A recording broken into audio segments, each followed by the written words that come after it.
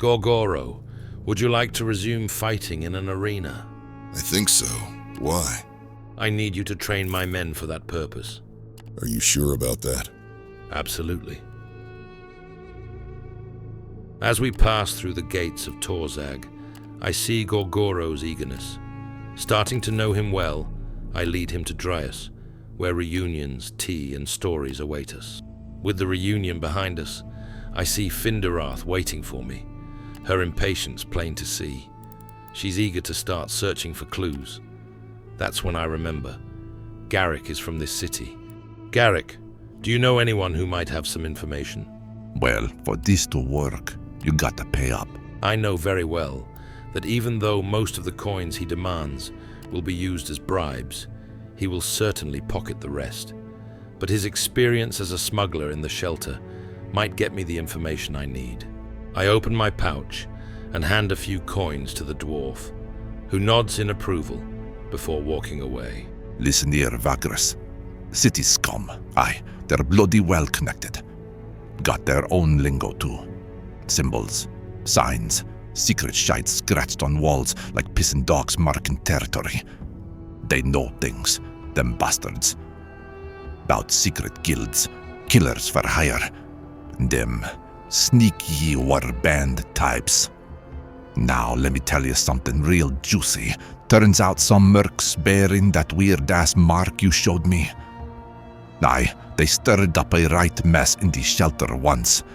Back in 1102 it was. Came swaggering in like they owned the place, trying to muscle in on Torzag's black market. Try to take it all. Turf, coin, power. But the loader capos. Aye, they ain't no softies. Put aside their squabbles, joined forces, and beat the piss out of them sellswords. Ran 'em off in the end, tails between their legs. Was a proper street war, it was. Blood in the gutters and knives in backs. Just like the good old days. They surely have a hideout somewhere. Maybe so, but not in fucking Torzag. That's for damn sure. I head to the Dragon's Nest Inn in search of a bottle. Would you happen to have a bottle of Goradian absinthe? We work with locals all the time, getting the booze from the best sources. A fellow living on the edge of Mar Gorad used to brew the absinthe for us, but regrettably, he passed away a few months ago, and the stash I have is the only remaining Goradian as far as I can tell. Truth be told, it ain't very popular here, but still quite valuable, if only for being so very rare now. He considers this for a moment, then looks up at the giant draconic skeleton above and around the bar. Tell you what, in return for some dragon bone, I'm willing to give you one of the last bottles. You being a Vagrus, I'm sure you come across some every now and then. We have to repair the skeleton here and there, and that's the only material that does the trick. A fair trade, methinks. That warrants some thought, especially since I've no idea where to get any. It's an illegal resource, after all. Just as I was about to leave the bar, I vaguely recognized the gaunt man with the shock of grey hair and silvered cuirass. He was at Kernak when I passed through. Hailing him and seeing his haunted expression, I asked the fellow what the matter is. They died, all of them. My comes. We tried to avoid the road tax, as you do, and took a little detour to the east. Have you heard of the Hollow Crags, friend? We barely entered its confines, but still, the bloody things were upon us like flies on shit. Nobody survived but me, but I can still see their eyes in my sleep. Is there anything I can do for you? Nah, but thanks. I've got to talk to the Osculites. Even without the bodies, my comes deserve some sort of funeral. Take care, you hear? Take care of yourself, too. He leaves, walking out of the common room with a sullen expression. Gorgoro understands my intention to train some fighters as we approach the Bestoaros Arena. The Bestoaros Arena is an old fighting pit, walled off from the streets, crossing from the civic district to the upper undercity. Prices are lower here, and fighters need not be accepted into the circle of gladiators. What can you tell me about this arena, Gorgoro? Don't get me wrong. This place has its uses. It culls the weak fighters, gets rid of some nasty creatures, and draws attention to the games. But it's not real arena combat. No true gladiator would tarnish their name by coming here to do butcher's work, unless a really rare and interesting beast draws the attention of the city's influential people. It happens from time to time. Would you go down into that arena? I'm not a gladiator anymore. Gotta say, the fellow who runs the place is a clever one, and a thaumaturgist of some repute, I'm told.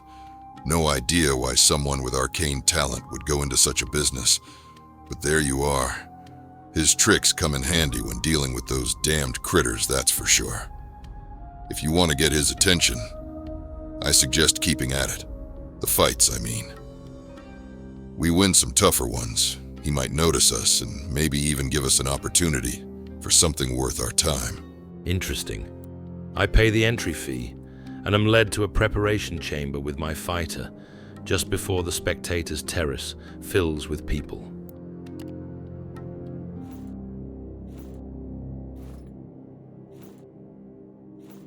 The Jhakra pack rushes into the arena as the gate opens, throwing dirty sand into the air while growling maliciously. I am sure they could swarm and tear up careless prey in the blink of an eye. Having faced worse, and always with a partner, Harvek charged forward, driving his weapon with all his strength into the first Jhakra, before Renkailon finished it off with a clean strike. Garrick caught the crowd off guard. His pistol spat a bullet, and in the next instant, Findurath's lightning ripped through several beasts. Disorganized by their numerous wounds, the Jhakra began to attack blindly, giving numerous openings that my warriors seized. Harvek, Renkailon, and Gorgoro held the line while Findurath electrocuted two more with a sudden blinding strike. Fueled by the fever of the arena, Garrick shifted position and put a bullet through a Jhakra's head, dropping it instantly. Seeing Findurath gathering immense magic, Harvek and Renkailon backed away from the last foe, hurling projectiles to keep it at bay.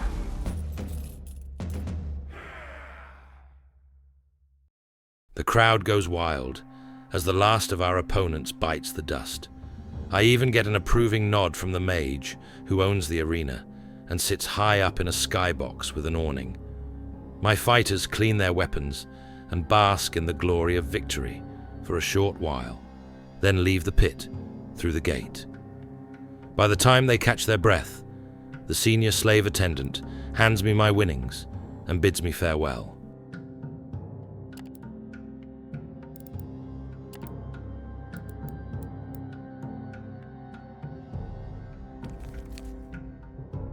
Given the location of Garrick's last stash, I decide to arrange a few transport options toward the Crimson Gate. Unfortunately, there aren't many opportunities in that direction. I make use of my notes to purchase the few available coffee beans and several shipments of mushroom beer.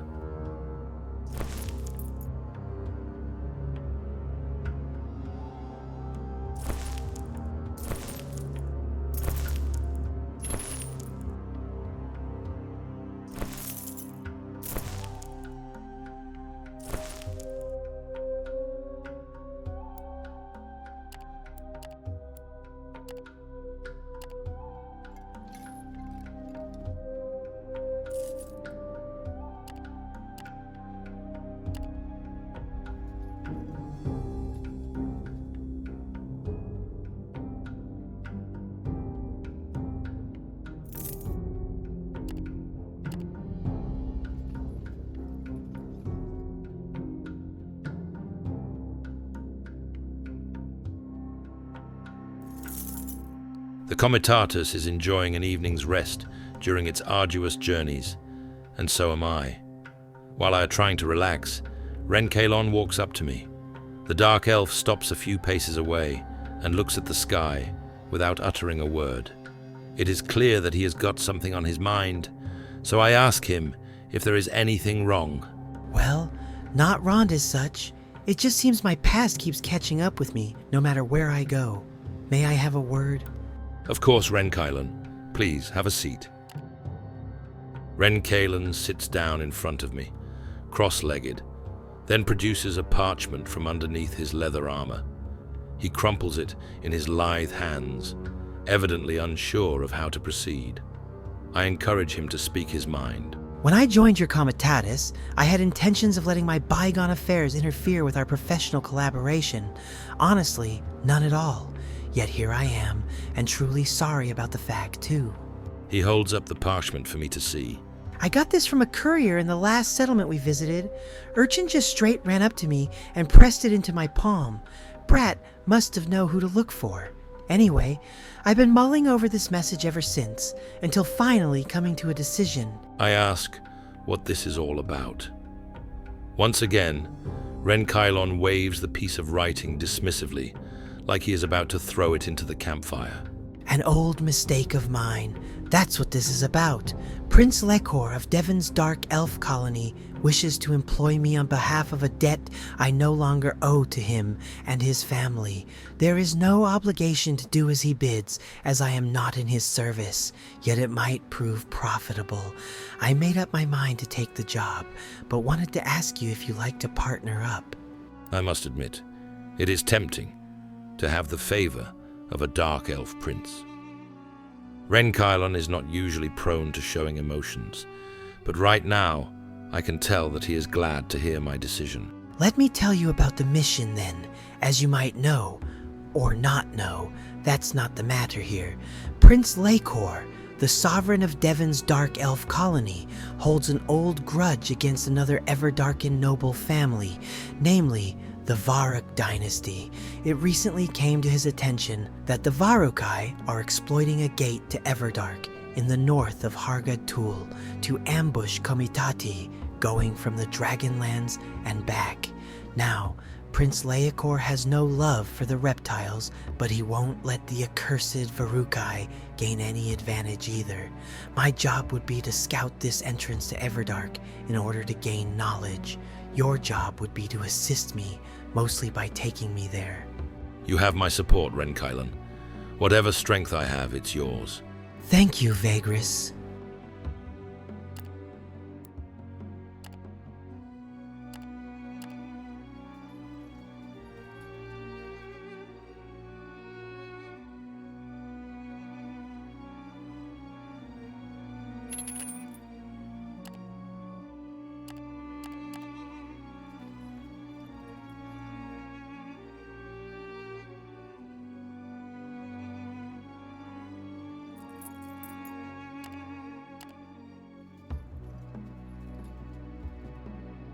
The Comitatus arrives at the foot of the main hill upon which the settlement known as the Mines of Plenty is built, after having passed rows upon rows of dwellings already.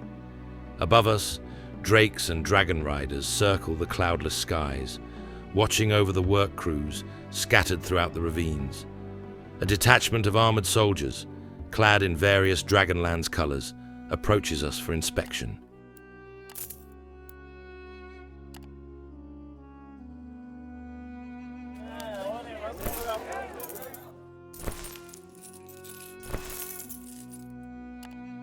Impressive.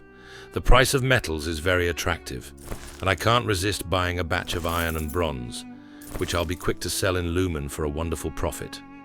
While my men load the cargo, I decide to visit the Emporium. This is a large building complex in the midst of the settlement's sprawling bazaar. I pass through the crowd, the noise, and the smell of the market, and enter the sandstone villa's cooling shade under the green and orange canopy of awnings. The trading house offers many services to those they are on friendly terms with. Lucky for me. Fabulous. Some resources that are completely illegal in most cities are openly displayed here. I even found a way to get some dragon bone for the tavern keeper at the Dragon's Nest. As I take it all in, Garrick pulls me by the arm. Boss, we need this. I'm telling ya, we bloody need it. He points out some wheels for the Comitatus, wider and seemingly reinforced. Garrick is absolutely right, and I waste no time buying them. I also take the opportunity to sell my dragonsteel scraps. The day is already well underway, and I decide to dismiss my men for the evening. Nevertheless, I choose to have a word with Harvek, ever since he took out one of his targets. I told you before, boss. I got some people to tick off my list. In short, they all had to do something with getting me in the slammer. Not all of them know me personally, but they were involved in the setting up and execution of a plan that saw me take the fall for an elaborate plot of theirs. And I want to get even. How do you plan to go about it? Simple. If I happen upon someone from the list, I'll try to take out the fucker. I can inform ye too, so that you can decide if you want to get involved or not. And I swear, this won't endanger your venture here. If it would, I won't start anything without telling you first. I decide to head to the tavern, where many of my men spent the night, hoping to find a bottle for Vorax. The Hungry Miner is the biggest building in the small industrial settlement at the Mines of Plenty. The ground floor is an enormous hall with dozens of stone pillars holding up the dirty ceiling. There's always a big bustle here. It's a place for trading, eating, talking, and enjoying a pipe of bogweed. Do you sell Maekrathar's spirit? Several merchants from the Dragonlands sell Maekrathar's spirit, but it's quite pricey outside their realm. For someone like you, if you're on good terms with the Ratharnak Alliance or the Scythichnus Covenant, there's a good chance you could get some. I'd suggest trying the city of Salem up north. Worth a look if you ask me. Do you have any? Yes, but I don't know you, so it'll be full price. Since there's no time limit on Vorax's quest, I'd rather improve my relations with those two factions and get the bottle at a better price. Just before I leave, Harvek calls out to me, wanting to speak in private. Had a few drinks with some miners last night. Locals. Loose tongues. And? One of the names on my list. He's nearby. Word is, he's working as a foreman at one of the mining sites. The ones funded by the Loaders Guild. The Loaders Guild? That close to a main route? He's either reckless or... Protected. Officially, it's a Collegium member's position. Legal on paper. But from what I've heard, that's just for show. So what's the plan? I can handle it. It'll take a night for me to do the deed, boss. I insist on coming with you. You help me. It's only fair that I return the favor. Harvek snorts in surprise when I tell him I want to be a part of this. Who am I to deny you, boss?